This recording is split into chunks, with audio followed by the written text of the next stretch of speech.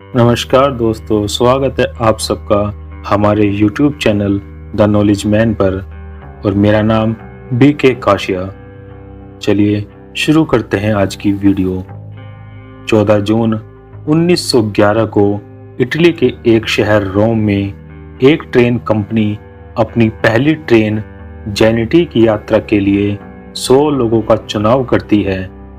क्योंकि यह ट्रेन का पहला ट्रायल था, इसलिए कंपनी अपने प्रचार के लिए और ट्रेन के एक खूबसूरत सफर के लिए सभी यात्रियों की सुख सुविधाओं और खाने पीने का इंतजाम भी करती है।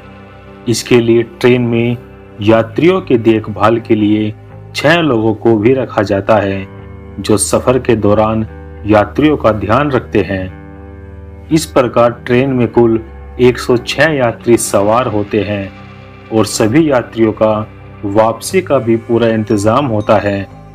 अपने तय किए गए समय पर ट्रेन अपना सफर शुरू कर देती है। ट्रेन में एक इंजन और 3 डब्बे होते हैं, जिनमें सभी यात्री सफर कर रहे होते हैं। ट्रेन चलते हुए इटली के खूबसूरत रास्तों से होकर गुजरती है। सभी यात्री खूबसूरत नज़ारों का आनंद लेते हुए यात्रा कर रहे थे। सब कुछ निर्धारित तरीके से चल रहा था, लेकिन कुछ समय बाद ही उस ट्रेन के साथ कुछ ऐसा होता है जिससे आज 100 साल से ज्यादा समय बीत जाने के बाद भी इटली के लोग हैरान हैं। ट्रेन अपने निर्धारित रास्ते से आगे बढ़ रही होती है। ट्रेन के रास्ते में एक टनल आती है, जिस टनल का नाम था लोम्बार्डी टनल। यह टनल लगभग 1 किलोमीटर लंबी है। यह टनल बहुत लंबे समय से इस्तेमाल की जा रही थी, इसीलिए इस टनल से गुजरना ट्रेन के लिए कोई खास बात नहीं थी। यह ट्रेन के लिए एक आम रास्ता था, लेकिन टनल के एक सिरे से अंदर तो आती है, लेकिन दूसरे सिरे से बाहर नहीं निकलती। यह ट्रेन इसी टनल के भीतर कहीं खो जाती है। इस घटना से इटली के सभी लोग आश्चर्यचकित रह जाते हैं। एक दिन का समय बीत जाने के बाद भी उस 106 यात्रियों वाली ट्रेन का कहीं कोई अता पता नहीं होता। जब कंपनी वालों से ट्रेन के बारे में पूछा गया तो उनके पास केवल यही जानकारी थी कि ट्रेन को आखिरी बार लोम्बार्डी टनल के अंदर जाते हुए देखा गया। इसके अलावा उनके पास उस ट्रेन के बारे में कोई जानकारी नहीं थी। इसके बाद उस जेनिटी ट्रेन की खबर इटली के राष्ट्रीय अखबारों में छपने लगी, जिससे वहां की सरकारों को भी इस बारे में जानकारी मिली। सभी लोगों को इस बात का आश्चर्य हो रहा था कि केवल 1 किलोमीटर लंबी टनल में इतनी बड़ी ट्रेन 106 यात्रियों के साथ कैसे गायब हो सकती है। ट्रेन कंपनी को लगा कि शायद उस सुरंग में कोई विशाल गड्ढा होगा जिसमें वह ट्रेन गिर गई होगी। इस कारण वह ट्रेन सुरंग की दूसरी ओर से बाहर नहीं निकली। इसलिए कंपनी वालों ने एक एक्सपर्ट की टीम उस सुरंग की जांच करने के लिए भेजी। सभी एक्सपर्ट डरते डरते उस सुरंग में पहुंचे, क्योंकि इस घटना ने सभी के मन में खौफ भर दिया था। एक्सपर्ट की टीम ने उस टनल की बारीकी से जांच की, लेकिन उन्हें न तो टनल के भीतर कोई बड़ा गड्ढा दिखाई दिया और न ही उन्हें उस ट्रेन का कोई सुराग मिला। धीरे धीरे समय बीतने के साथ उन 106 यात्रियों के साथ साथ उस ट्रेन से मिलने की सभी संभावनाएं खत्म होने लगी। इससे देश की सरकार और ट्रेन कंपनी की बहुत बदनामी हो रही थी, लेकिन वह ट्रेन कंपनी और वहां की सरकार इस विषय में कुछ नहीं कर सकते थे।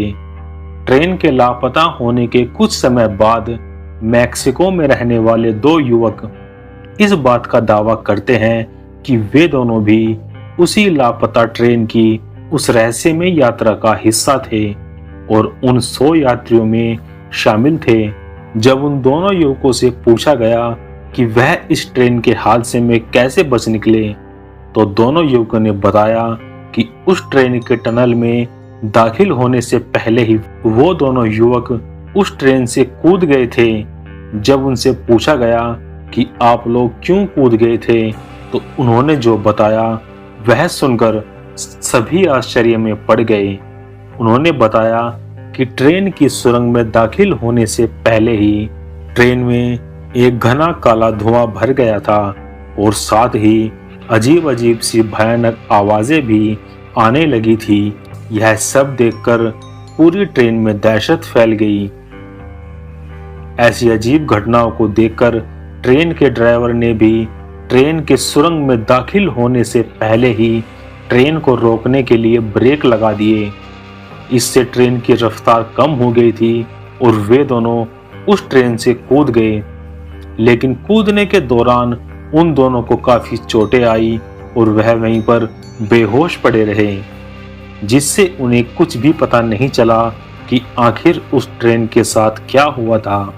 उनके साथ की गई पूछताछ और जांच पड़ताल में सरकार को कुछ ऐसा मालूम नहीं चला जिससे उस ट्रेन के बारे में कुछ सुराग मिल सके, क्योंकि उन दोनों की मानसिक हालत कुछ ठीक नहीं लग रही थी। इसलिए उनकी बातों पर विश्वास नहीं किया जा सकता। इसके कुछ समय बाद एक और ऐसा दावा सामने आया जिसने फिर से सभी को सोचने पर मजबूर कर दिया। यह दावा था मैक्सिको के एक डॉक्टर का। उसने बताया कि इस हादसे के अगले दिन कुल 104 लोग उसके पास इलाज कराने आए थे। वे सभी लोग मानसिक रूप से बीमार थे। डॉक्टर ने यह जानने की बहुत कोशिश की कि उन सभी लोगों के साथ क्या हुआ है, लेकिन उस डॉक्टर को कुछ भी समझ में नहीं आया, क्योंकि वे सभी लोग बहुत अजीब हरकतें कर रहे थे। इस दावे पर इटली के लोग भरोसा नहीं कर पा रहे थे, लेकिन जैसा कि डॉक्टर ने कहा था कि कुल 104 लोग थे और उससे पहले दावा करने वाले 2 युवक भी इसमें जोड़ दिए जाए तो यात्रियों की संख्या पूरी 106 हो रही थी। लेकिन अंत में इस दावे से कुछ भी हासिल नहीं हो रहा था। समय के साथ लोग भी इस हादसे को भूलने लगे और सभी जांच एजेंसियों ने भी इस विषय में हार मान ली और इसी के साथ यह ट्रेन हादसा एक गहरा राज बनकर रह गया। लेकिन कुछ वर्षों बाद इस ट्रेन के बारे में कुछ ऐसी बातें सामने आई जिनसे सभी लोग फिर से हैरान हो गए। जैसे कि इस ट्रेन को अलग अलग समय पर अलग अलग जगहों पर देखा जाने लगा, जिसमें रशिया, स्पेन, इटली, मैक्सिको और यूक्रेन के कुछ शहरों को शामिल किया गया। इस ट्रेन को देखने वाले सभी लोग ठीक वैसा ही हुलिया बता रहे थे जैसा उस गुमशुदा ट्रेन का था। वहीं एक इंजन और 3 डब्बों वाली वह ट्रेन सभी को दिखाई देती थी और गायब हो जाती थी। लोगों के इस दावे के बाद एक्सपर्ट्स ने यह निष्कर्ष निकाला कि शायद वह ट्रेन सुरंग के भीतर किसी प्रकार की समय यात्रा में फंस गई है और वह कभी सुरंग से बाहर निकलती ही नहीं। इसलिए लोगों के द्वारा उस ट्रेन को अलग अलग जगहों पर अलग अलग समय पर देखा जा रहा था।